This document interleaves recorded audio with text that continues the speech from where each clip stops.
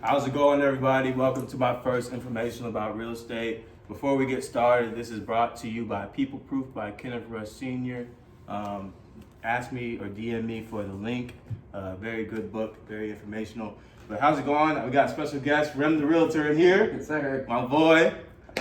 So a little bit of background about how I met Remy. He's actually my realtor, my personal realtor.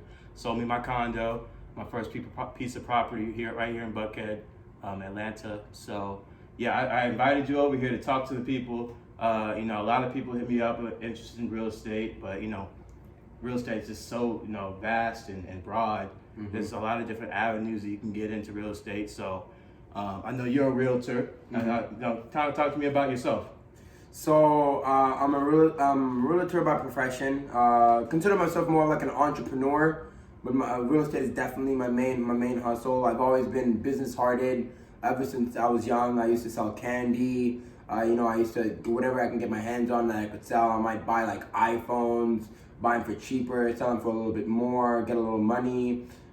Just because, growing up, I needed money and, I didn't really have an allowance. My parents couldn't really afford to pay all that. So I needed somewhere to buy the things that I needed. So I've always been business minded, business spirited. So when I went to college, that's what I went to college for, was something in the business realm. I wanted to do something that was useful, but not something that if a degree would be worth it. Yeah. And in the business world, I think the two most useful degrees would be a degree in accounting and a degree in finance. So I initially started getting my accounting degree because I'm like, well, accounting is the language of business, and accounting is basically the organization of business, and helps you see things clearly. See like trends and everything. Trends. It helps you organize it. It helps you look at your expenses, your profits, your margins, so you can kind of. So you can, no, ratios is more of like the finances, but they do have ratios in accounting. And so it kind of helps you organize your business. No matter what business it is, it could be a couch business, it could be a car business, it could be, computer business. Whatever the business is, they all have accounting, because in order to know what you're doing wrong, you have to be able to account for it and see where the money's going. And so I knew I wanted to do that and do it on a professional level. Then, I took a finance class, and finance is, they're like the cousin accounting. So if accounting is like the past, where you account for the past, I spent this, I made this, I did everything in past tense.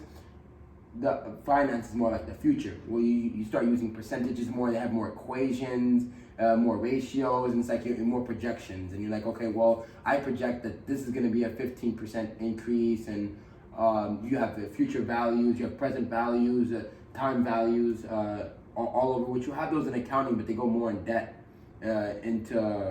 into finance. Okay. So you got your accounting finance degree, dual degree. Mm-hmm. Congrats on that. That's major. Thank you. So what was your next step? Like what clicked in your brain that was like, okay, I want to sell houses in Atlanta? So it actually works really well with my personality. I'm more of like an outspoken. I'm an extrovert. I like to talk to people. I really enjoy getting to know somebody and kind of talking through. Like, even with my friends, if somebody comes to me with a problem, we'll sit there, we'll talk it out, and I enjoy helping them. Yeah. I You're a problem solver. Exactly. It's like a puzzle. Like I like those, solve them in my head. And I actually bought my first piece of property when I was about 19, I believe, because I needed the residual income. I bought it. I was working at Apple, and they couldn't let me have my hours off. As being a student, I knew that my classes were getting more difficult. Me personally, it requires a lot for me to study. So I had to spend the whole day studying, and I couldn't do both. I couldn't have a job and studying. So, but I still needed money to pay my bills, my rent. So I bought a condo, and I used the rent that I was making from the condo to pay my monthly expenses. I lived, way below my means. I had roommates. I'd cook at home, and I would just cut expenses wherever I could, and that way I could still get money in, and it allowed me to still study and still keep up with my grades. So once I saw that process of buying the condo, I'm like, oh, like this is it's a doable process. I enjoyed the process, and I was like, like people go through houses all the time. So when I got out of Apple, when I left Apple, I was like, well, let me go ahead and get my license.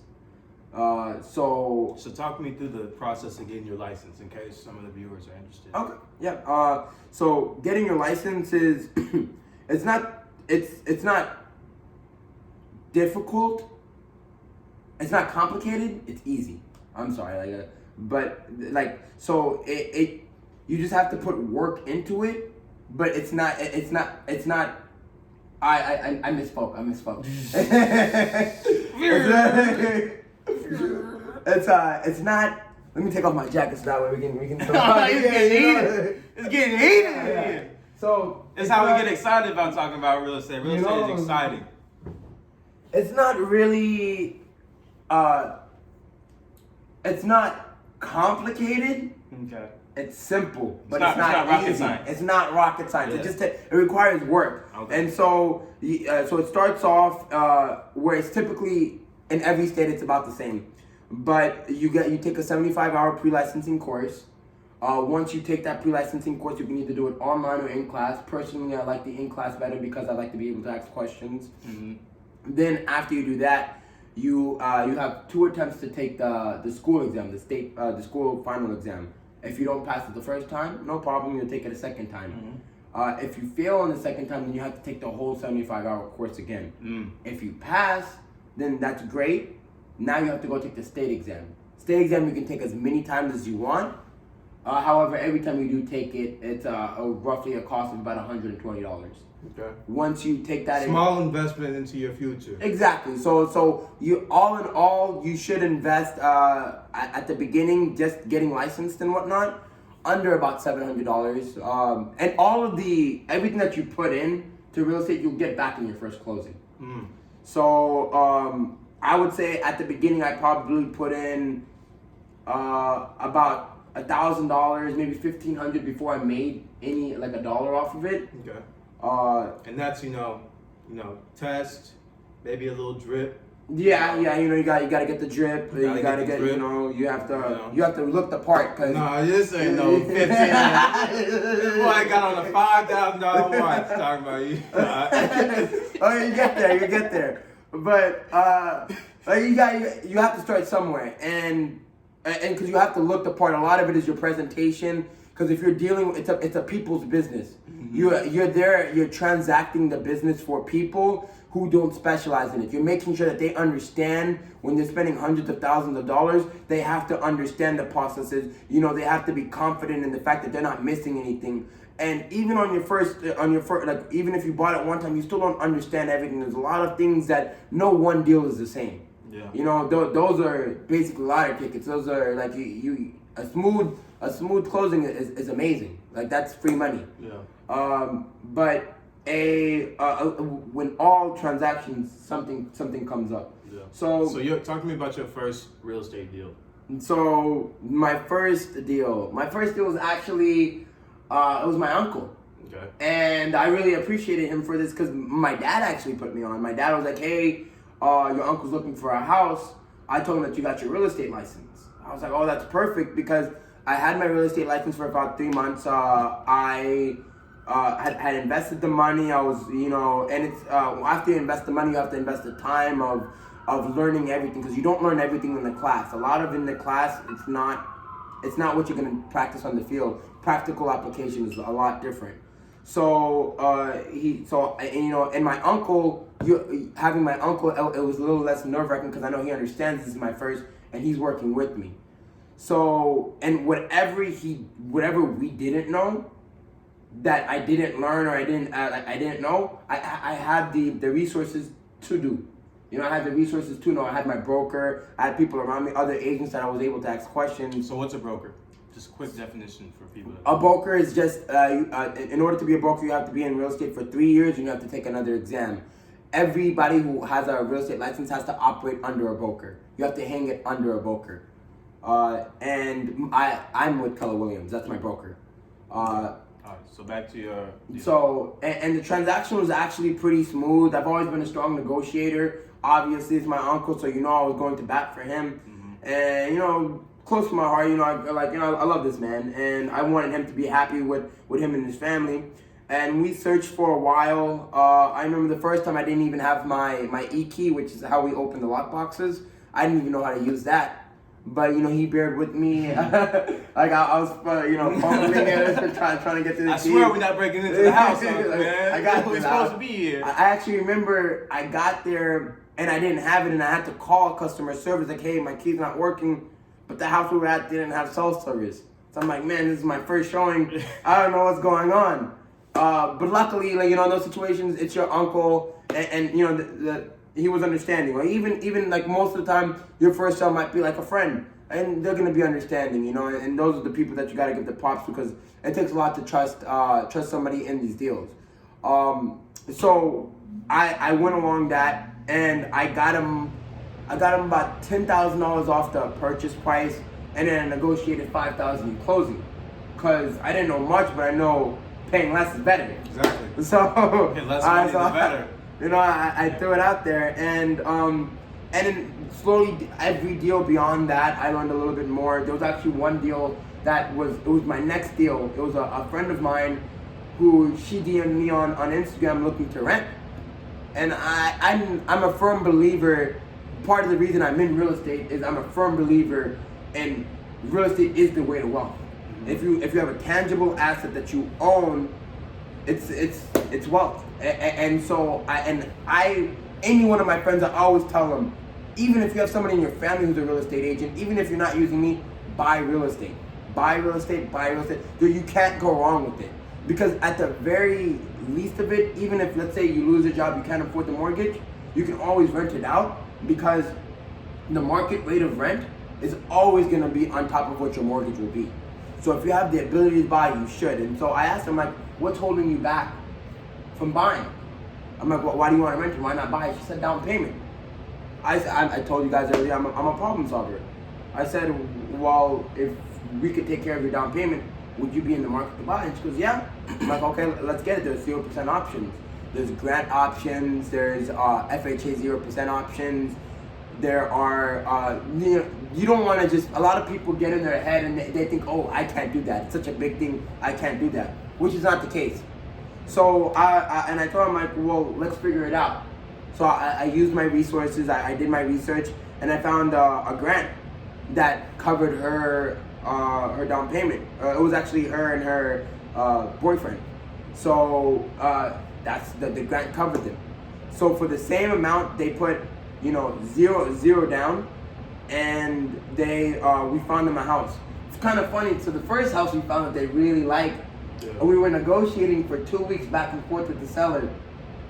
Then, as soon as we came to an agreement and we was about to send in a binding contract, they said, oh, sorry, we closed on this house last week. We closed, not under contract. So the first step is going, it's gone, like somebody else owns the house. They're selling me somebody else's house. They're moving in right now. And you have to go under contract first, and that's when, like, you're in contract to buy the house, making sure all the finances are ordered, the house is good, all Due that. Due diligence period. Yeah. So it's a period of time where nobody else can get the house from you, but you're making sure that the house is for you, the financing is correct, the title work is good, all that. And we can get into that later, but it's contract to close. And so they didn't have that. And so now I go to the next one, and we've been looking, and in the middle of the deal, in the middle of looking, we found a really nice house, beautiful. I still remember the mirror. The mirror got me, because I was like, you could press the button on the mirror and it lit up. I was like, wow, okay, like, this is a nice house. Like I've never seen that, man. What? It had the barn doors. The guy did a really good job. It was newly renovated. So, we got the house. So, and this is an issue that you can run into with the grants, where we set the day of closing for 45 days out. And what happens if you can't meet those obligations at that 45th day, it's up to the seller if they're willing to extend you the courtesy of going further. So at that 45 days, like, we understand things happen all the time. He extended it a little bit further. I had an 8-day unilateral. So 8 days I automatically get. Then after that, I asked him, like, hey, Georgia Dream's not coming back. We just need a little bit more time for the processing. And Georgia Dream is the name of a grant. Georgia Dream is the grant. Yeah, that's one of the grants that I don't like to use because sometimes it causes more issue. You're at a risk of losing your earnest money, which is the deposit that you put in. And these are all explained to you before using them. So, and the guy was he was nice enough to, after the 8 days, we were going through it, and it was heartbreaking because my client, which is also my friend, his sister had passed away. And at this point, I was at the funeral and I was like, man, look, I'm here as a friend. If you need anything from me, like anything at all, not as your relative, but as your friend, like let me know. Yeah. Because it's tough, losing your only other sibling. Like I can only imagine what he was going through. And I told him, he said, man, I just need to turn the chapter on my life. I need that house. We were already going through issues in it, and I knew that he was on there because he's like, that's what he said. I need to be able to turn the chapter on my life. I need to just, move, start a new chapter. Like I need to be able to move forward. And this is after the fact that he's already, he's not making it look like he wants to extend his contract. He's like, he's playing hardball. Yeah.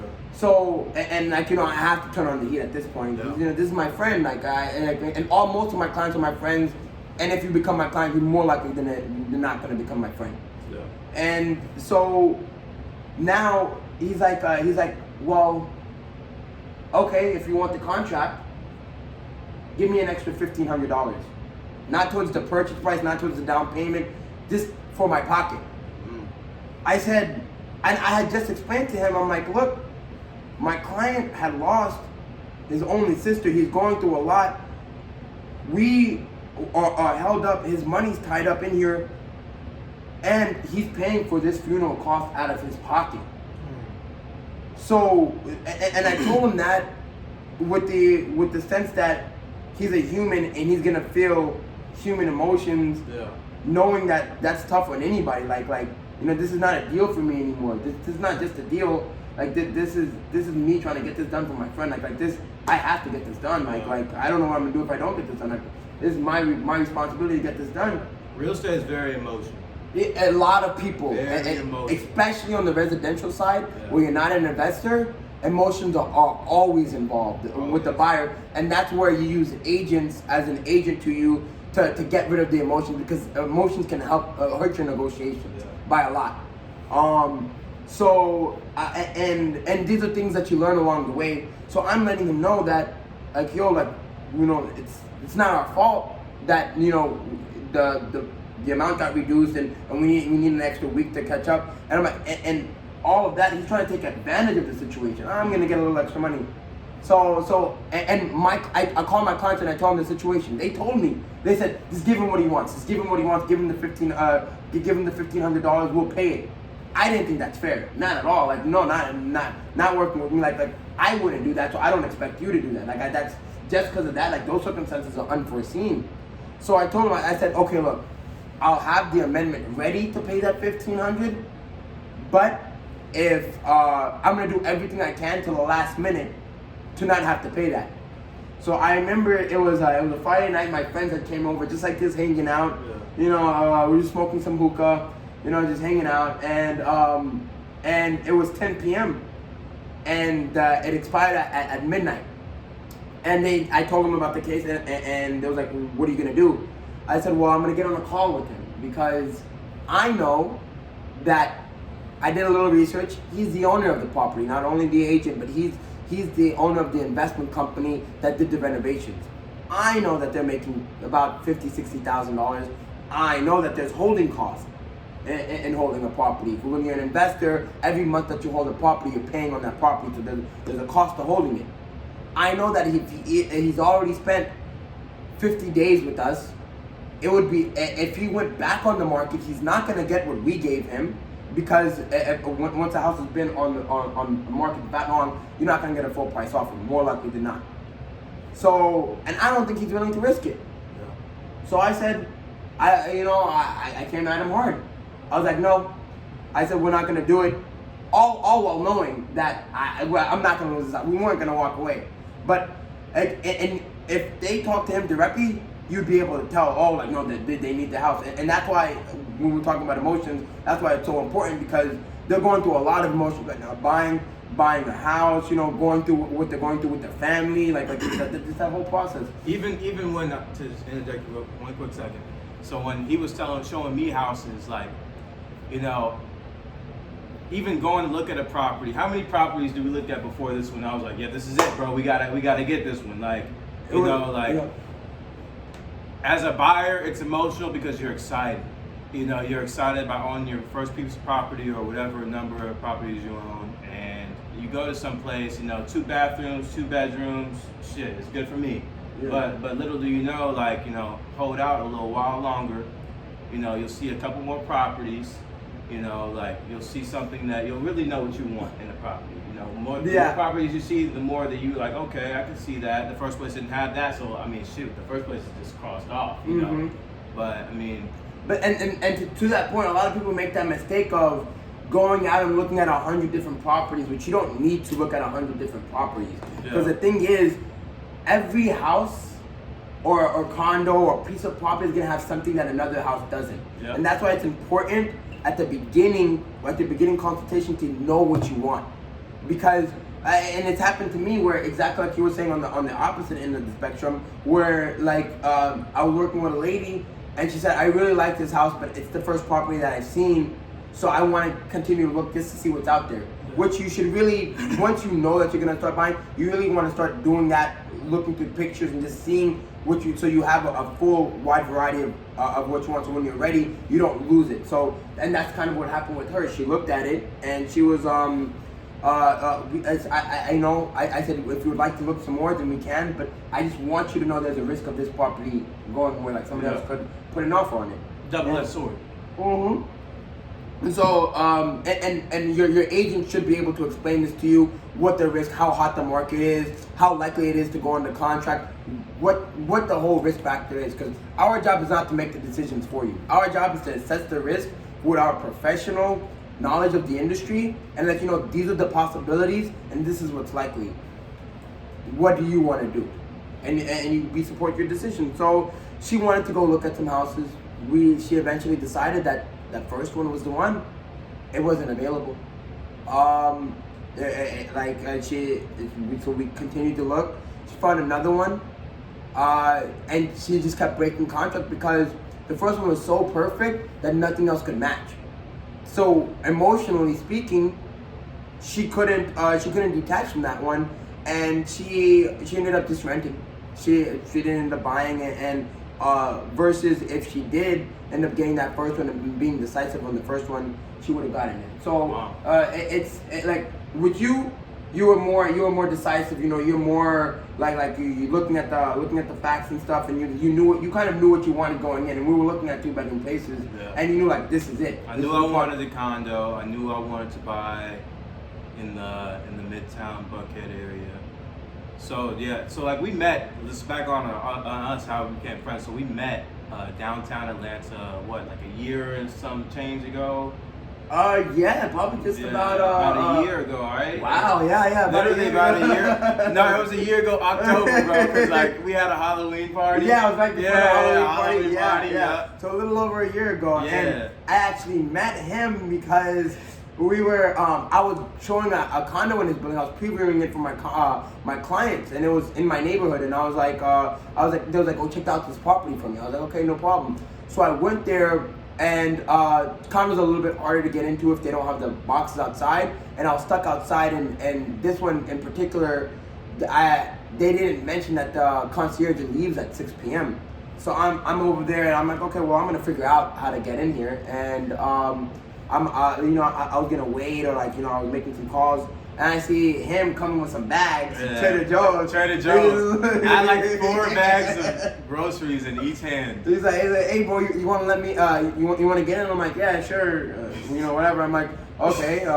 So he let me in, and then he's like, oh, what are you doing in the building? And I'm like, oh, I'm a real estate agent. I'm going to look at a property. It's a 2-bedroom, 2-bath, but I'm starting to realize that I don't think it's available right now because they don't have the box there, and they keep it with the concierge. And the concierge left. He was, yeah, they're gone for at 6 p.m. every day. And I'm like, oh, okay. He goes, but he was being friendly. He was like, you know, I have a 2-bedroom. If you want to come up and look at it. And in my head, I'm thinking, like, this kind of sketchy. But I'll go. I'm like, okay. Shit, I was thinking it was sketch too, bro. I'm a nice person. Yeah, we were both like that. Like, and that's why it worked out, because we kind of both. He could have came in and killed my ass. Same thing. He could have came and put me in the fridge. I got him. Hey, I got him. So we chopped it up, and he was like, I looked at the place. I'm like, okay, this is cool. And we talked to him like, yeah, bro, I'm right across the street. If you ever want to come and play Mario Kart. So I'm like, I got a GameCube, man. I live and die by the GameCube. So he was new in Indianapolis and stuff. So I was like, all right, yeah, seems like a cool dude. I waited a few days before we ever linked, because I'm like, oh, let me see what's up. We ended up linking, and then you know, my boy working really hard. You know, I just moved down here on himself, on his own venture, real entrepreneur spirit. And he got you know, he worked his way up, found a place to live, found a job. From that job as a barista, he got himself into commercial real estate. I was a coffee shop. I was at the coffee shop. Then he got himself a salary position with his degree. And never making $9 an hour to $55,000 a year. And he was doing it, so, you know, and we would chop it up. You know, we'd always hang out at this point, Friday, Saturday. You know, we was with the gang. Yeah. And I asked him, you know, I always look out for my friends. Like, if I see something that they can be doing better, and he can vouch, I'll mention, like, hey, why don't you do this? Yeah. This might be better for you. So I know his living situation. I'm like, what's going on? Like, you know, you can buy if you wanted to. And he's like, yeah. He goes, I do want to get into real estate, but you know, like, I have some hoops to go through. I'm gonna work a little bit before I save up and stuff, so I can save up for a down payment. I'm like, you know, Atlanta has grants. We can get you into a house for $1,500. You don't need money. Like, I'll be there with you, and I can help you. Yeah, you told me that shit. I was like, what? I was like, yeah, let's run it. It's So like and the way I explained it was like, why would you be paying rent when you can have a mortgage that's like a bank account, because it's equity? You pay into your mortgage, and yeah, you minus the interest and the taxes and HOA or whatever. But when you're paying rent, it's 100% interest, because none of it you get back. Your equity, you get that equity back, and you get the appreciation back. So I'm like, bro, like, that's what you need to be doing, especially, you know, like some people are scared. I knew he wasn't scared. I knew he was about the money. So I was like, bro, like, we can get you into a spot. Like, you'll figure it out. So we went to shopping. We got it. We got his grants. We had some hiccups. Damn, how much grants we get? Yeah, how much grants we get? We got like 25,000. 25,000. And not to mention, but wait, that's not even the sweet part. I negotiated so hard on this property. We got, what was it, like, she wanted damn near 300,000. It was like 290, what? 290 something? Yeah, 290 something. We got it all the way down. And this is where knowledge of the market is important. I looked at it was on the market for a minute. I asked the agent what she was selling for, you know, to find out the motivation. We negotiated like $45,000 off, which, you know, he only put $1,500, so that $45,000 is going straight to the equity, and then we added in some closing costs, which the buyer has to pay. But if you get the seller to pay it, then all that grant money goes straight towards the equity, so which lowers your monthly payments. It was a win-win. Yes, And I knew that got me a home warranty on all my appliances. It covers everything. Right? It's like $1,000, but it's worth it, because it covers your refrigerator if it goes out. Your AC had some AC issues after you moved in. Home warranty covered it. You know, these are things that a lot of people want to talk. That's what I'll always ask my friends. Like, did you get a home warranty? Home warranty, you should always get with a deal. Unless it's like you're really cutting it thin. Even after cutting $40,000 off, you still, because nobody's gonna walk away from $260,000 over $1,000 warranty. Yeah. And they'll do it. So and it's the negotiations, you know. And my clients, they're my friends. So I go to bat for them. You know, like I love to, because It's my bread and butter. It's my pride and joy. I love to do it. Like, cause then we can say here, we talk about, hey, you got that deal, you know? Yeah. And I knew I was gonna be here. You know, I'm here all the time. And just hanging out, and it's nice. It's being able to be like, man, like I put in the work to get this, and I knew what it took. Yeah. So no, thank you, bro. I always think about it, man. Thank you. You already know. This guy, he hooked me up. Good. He hooked me up. That's my first experience buying a property, and I'm tight on And my you was money, young. man. You were young. I was young. Yeah, I was 21? 22. I just turned 22. I think I was 22, about to turn 23. But shit, man, like he hooked me up, man. Made it easy. You know, I didn't know too much about the residential side of real estate or buying a property, going to view different properties, the financial side of things. He's made it all simple, bro. So I mean, if you're in the market for a place in Atlanta, definitely hit my guy up. His link will be in the bio. Big props to him too, though, because a lot of people they make problems in their head that don't exist. They make things harder than it needs to be. Until you've done something, you don't realize how doable it is. And Chris is really kind-hearted. He grew up in a good family, and he good judge of character. So he knew, he knew that I wasn't gonna screw him over. And you have to be careful because there are people who will, and like a quick funny story actually. An agent buddy that I had somebody move into a house that he was selling. And we didn't know what was going on. We just saw the sign was gone and somebody was living in there. And it was his house that he was selling. So he was like, what's going on? Come to find out, another agent took a deposit from her to rent it out to her. And so now she's like, what? This house I rented this. This is my house. And so stuff like that happened. But I mean, be careful, And so make sure you know who you're talking to and do your due diligence. But he trusted everything that I recommended. He went with it, and he was like he had faith and trust in I knew in my ability to do what I do. Yeah. And that honestly is big because if you're impeding your agent's ability to do. And they have your best interest at heart, and that's what they're going for. Then it makes the deal more possible and more because everybody's working towards the same goal. Everybody wants to give you that good deal because the better deal you get, the more comes behind my name. Yeah. And everybody, man, he got me this deal for this, and people are like, man, who's that? Like, I need to use him. Like he's really gonna fight for me. So I bought a $250,000 condo with $1,500 down. Now he's making money off of it. $1,500 down. And it's doable. A lot, even if you're not in Atlanta and you don't have these grants, there's grants everywhere. There's a way everywhere. Look, even if you're not looking to buy, look into what it takes because it's a process. Sometimes it takes about 6 months to get ready. But you don't want to start looking at it and realize, oh, I could have done this 6 months ago. Now I have to go 6 months further. The soonest that you can buy a property, get into it.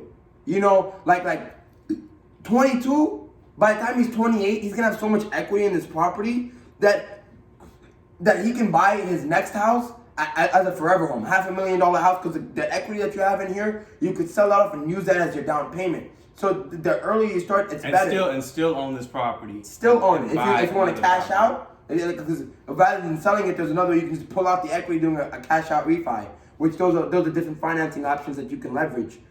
So and that plays a big part. So props to you for being a student is also a skill. People don't like to listen. People think that they know it's better, but I'm not gonna go in and try to change my engine because I think I'm smart and I know what I'm doing. I'm not a mechanic. I haven't done that for years. So I'm probably gonna mess up the car even more if it's gonna cost me more money.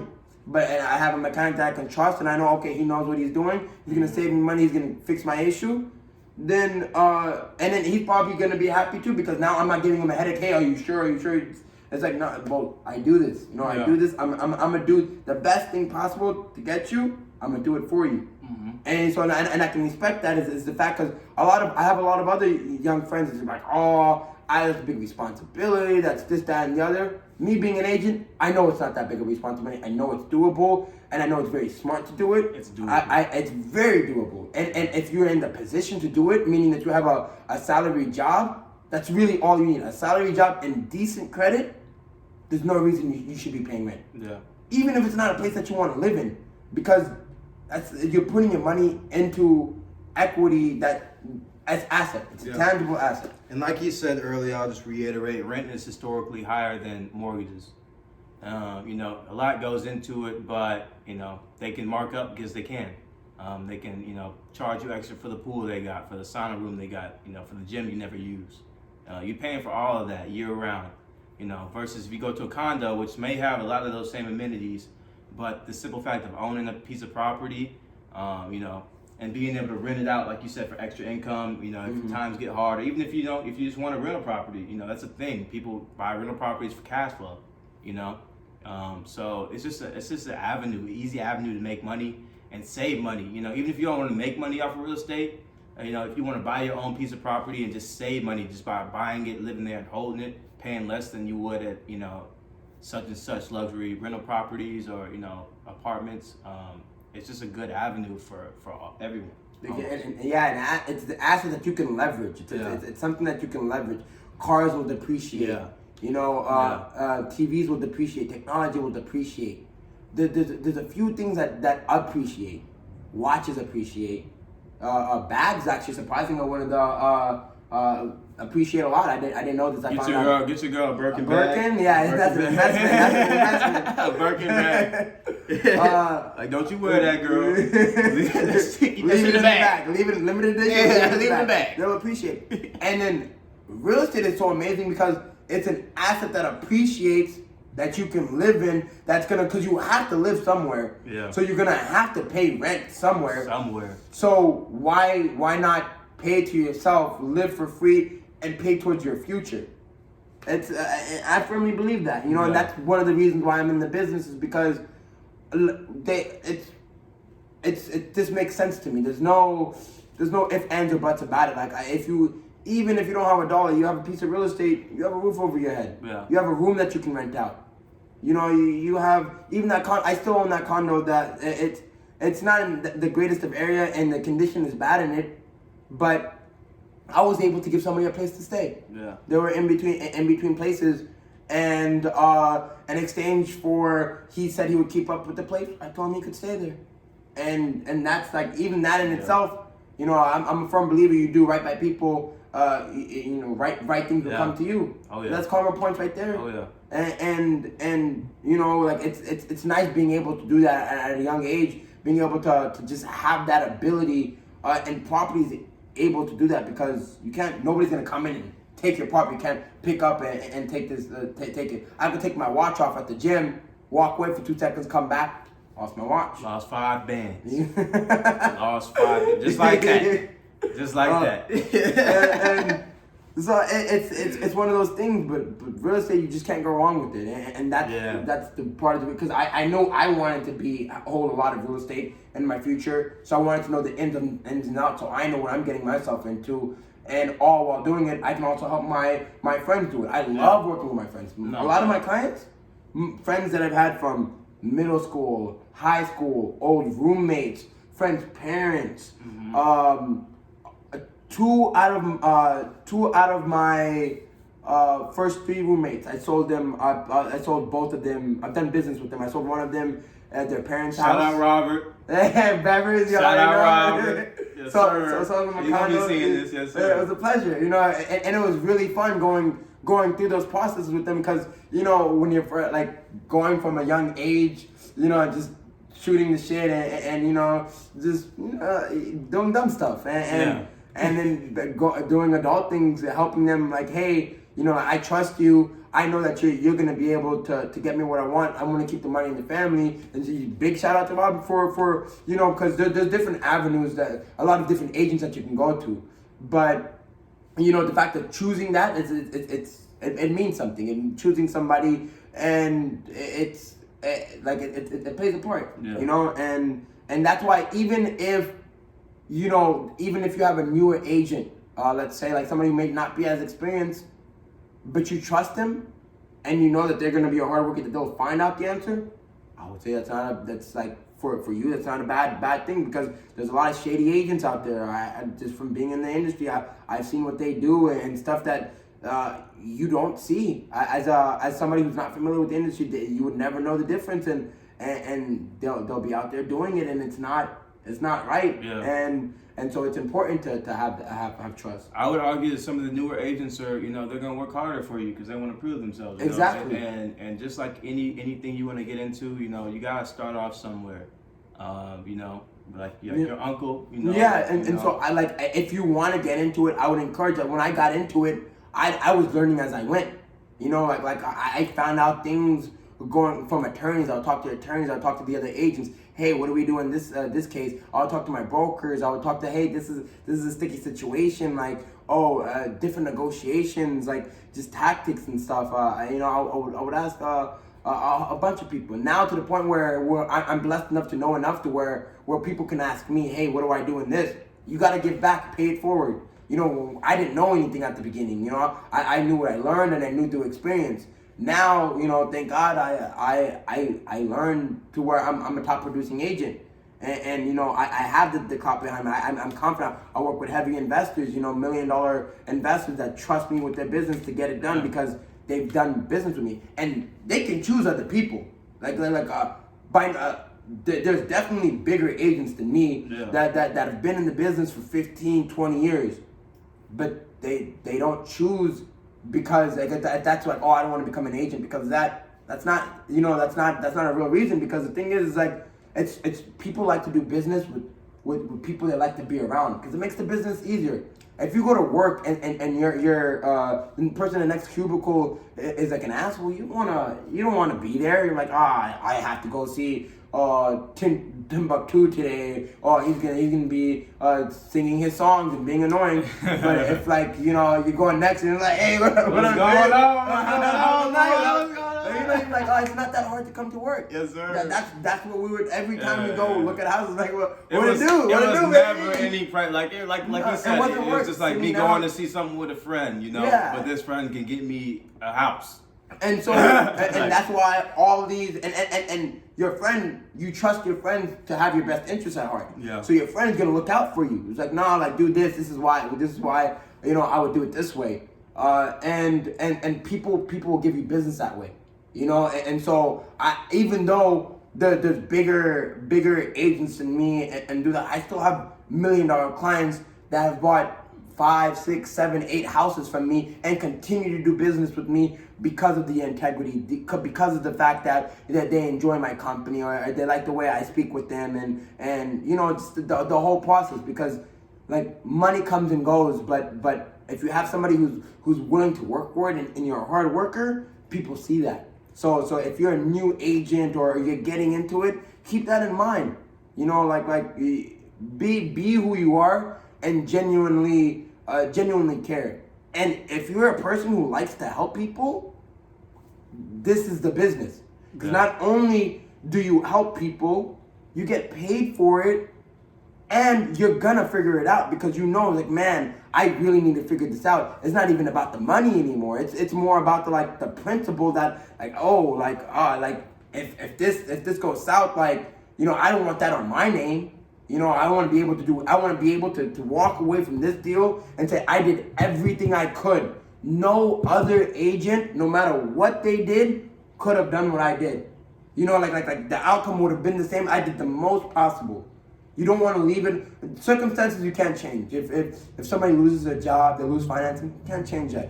If people pass away in a deal, like let's say they're selling the house and they pass away, you can't help that. But if it's something down to negotiations, you have to work it. You have to work the deal. You have to be good with the other agent, because the other agent influences the seller or the buyer.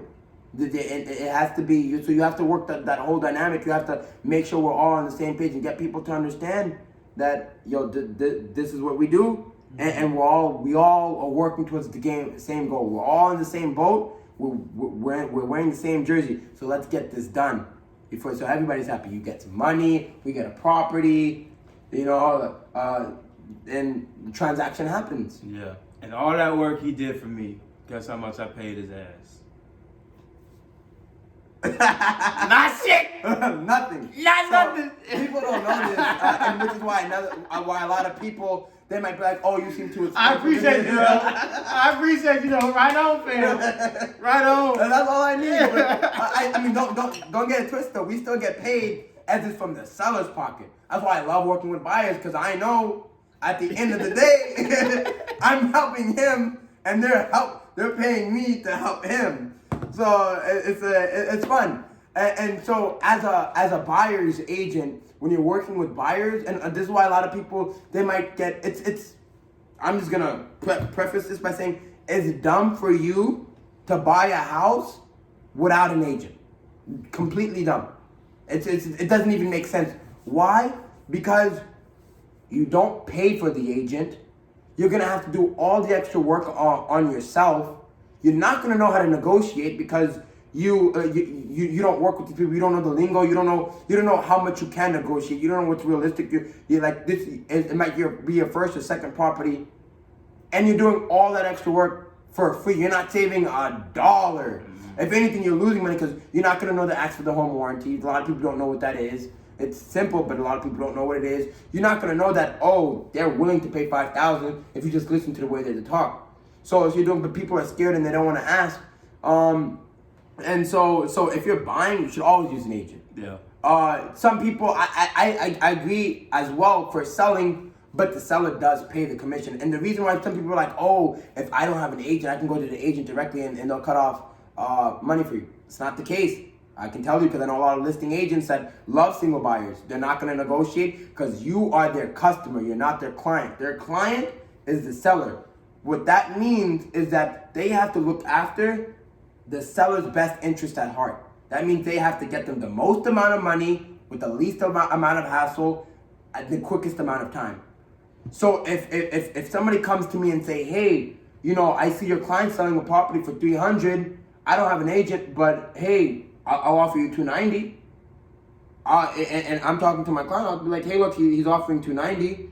It doesn't make a difference to my client because they've already contracted me at, let's say, 6%. That's standard. 6%, 6, 7, 8, just depending on what you offer. Mm-hmm. So like the 8%, obviously it entails more. It has higher expenses. So if you have 8% and then you're contracted and you say, okay, I'm paying, and then when you get that listing, the seller's paying me as a seller's agent 8%.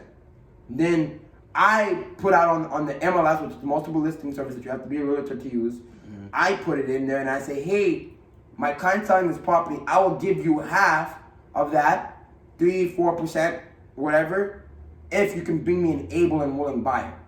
If you help somebody through the process of getting them financed, because it's not easy. Some people don't know, like I said. So if you can bring me somebody, I'll give you half of that. So now, if you're coming to me without an agent, I don't have to split that.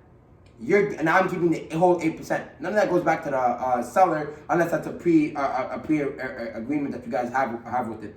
But even still, now I might be doing double the work, but now I have 2 clients that I didn't have before because you still have to do the buyer's work. But I'm not looking after your best interest. I mean, not to say you're not looking after the customer's best interest, but the client takes precedent. The client takes precedent. So if I know that they are willing to offer, like even though that they have it listed at $300 and they're willing to offer $290, but I can hear in their voice that they really like the house, I have to get my client the most money. So I'm like, no, it's $300, and they're like, oh, okay, you know what, fine, whatever, blah, blah, blah. They give me the $300. Had his agent came to me and his agent or her agent came and was like, hey, they know the lingo and they know how to negotiate, they might have been able to tell, oh, we can get this at $295, take it or leave it. Just like I did with my clients in the when they were willing to give that $1,500, walk away from it because they didn't want to risk losing the house. But I knew what the risks were, and I said, no, don't worry. No matter what, we're not going to lose that house, but we're going to get this done. Your emotions will show, and your lack of real estate knowledge will show, and you will F up the negotiations. Always. Even as an agent, when I'm buying my own property, It even gets tough to because you're negotiating face to face. They can tell you want it. Yeah. So that's why sometimes people contract other real estate agents to buy houses for them, so that you have that math, that cover of emotions. That it's just kind of like take it or leave it type of deal. Yeah. So I mean, all that circling back, as a buyer, you want to use an agent. You want to use an agent. It's free to you.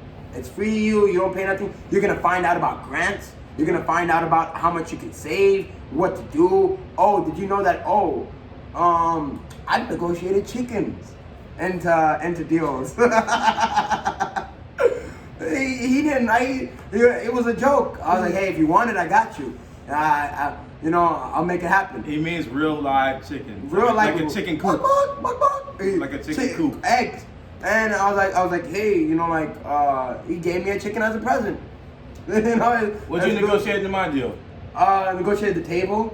Kitchen table. Got the table. Kitchen table. You can't see it right now. $40,000 off. All right, yeah, that too. $5,000 in closing costs. Okay. Did they leave the bed? The bed and the furniture? Nah, I got that for free though. Okay. But they did leave the dresser. The dresser. So these items and stuff. Some agents are scared to ask because they think I might risk the deal. If I know that it's not gonna risk the deal, you can ask for furniture. I didn't know that. I would have never known that. And people don't know. I would have never known that. And that's one of the things that as my job as an agent is I educate you. Like, hey, if you want it, we can try. And it might not be likely. Like, you might see their 69 Porsche in the driveway. You can ask for it. Doesn't mean it's gonna happen. I'll be like, hey, it's probably not gonna. Crazy. Like, I've even heard about somebody negotiating a dog. Dog is like family. It worked out. It worked out though, because like they weren't gonna. The dog was old. They liked the house and stuff like that. So, like, you just have to. Your agent has to know what's negotiable, and what's not, and it all boils down to market knowledge. All right, so let's wrap it up here. We almost reached an hour. So, we can just be talking, bro. We can just be talking. All right, so. Talk about this all day. Dang, it's 11:30. So, what are 2 things that you could go back in 3, 4 years and tell yourself when you're just starting out being a realtor? With the knowledge you have now. With the knowledge that I have now, don't look at the money. Don't care about like, this broker's gonna save me money, this, that, and the other. Don't even look at the dollar amount. Just get the education. Get the education. The money will come. As long as you're educated, the money will come. That's one thing for sure I would do. The second thing I would do is definitely build out your avenues earlier. When I mean that, I mean like your advertising, your marketing, your websites, everything out there, because once you become busier, it's only going to cost you more money because you have to pay somebody else to do it because you can't do it yourself. And so, but if you have it already laid out, then you can just hit the ground running. Another thing is make sure everybody's a client. Everybody's a prospect. Don't ever write anybody off. I've had clients come to me say, hey, my other realtor didn't take me serious. You always give everybody the respect that they deserve. And I've been, thank God, I've been good about that. And but I've seen other agents fall out because of that. And one thing for sure, if I could go back, I would make sure everybody knew I'm an agent. You have to let everybody know you're an agent, because you'll have your closest friends using people that aren't you, another agent, and it hurts. It hurts. Damn. And the reason it hurts is not even about the money, because you will have clients. It's more about the fact that it's like, dang. You want to give them your level of service. Yeah, I want to show them what's capable. Not only that, it's like, did you not trust me? The fact that you didn't trust my ability, that I'm going to look out for you. I'm going to do everything in my power for you. And it's like, and I know what I'm doing. And so, and I know that, like, I'll ask them, did they even get you a home warranty? Like, did you get anything? They pay a little $1,000. Well, and that's all you got? And I know that they could have gotten better. And that, like, I'm just like, man, like, I wish I would have known, or I wish you would have approached me. Even if you decided not to use me, at least I could have given you some advice with it. Yeah. And just to show you what you're looking for. And so that's probably one of the main things that I would definitely do make sure everybody knew, so that it's like, because some people be like, oh, I didn't know, or it all happened so fast I didn't even think about it. You want to be like, so I would want everybody to think real estate, Remy. You know, Get your business cards together. You know, Yeah. for y'all. yeah, make sure you have your business cards on deck all Get you a time. broker. I know for my Indianapolis viewers, you know, FC Tucker is a big broker in that area. I have a friend named Chase. I'll actually also tag his Instagram below. He's very knowledgeable in the Indianapolis market. But for my Atlanta, Georgia, pretty much anywhere in Georgia, my guy can hook you up. Born and raised, baby. All right, so thank you guys for tuning in. This is gonna be a weekly thing. We're gonna do, you know, right now we have the realtor segment, but we're gonna do wholesaling. We're gonna do commercial real estate, all that good stuff. Everything to do in business, entrepreneurship, business, just anything. talking ideas, stimulus check updates, rap sheets. You You know, know, what's Future up to nowadays? I don't know. Lil Wayne just dropped a whole, you know, album, so we're gonna listen to that. But all right, y'all peace. All right, you know, be blessed out here. Thank you for and calling in.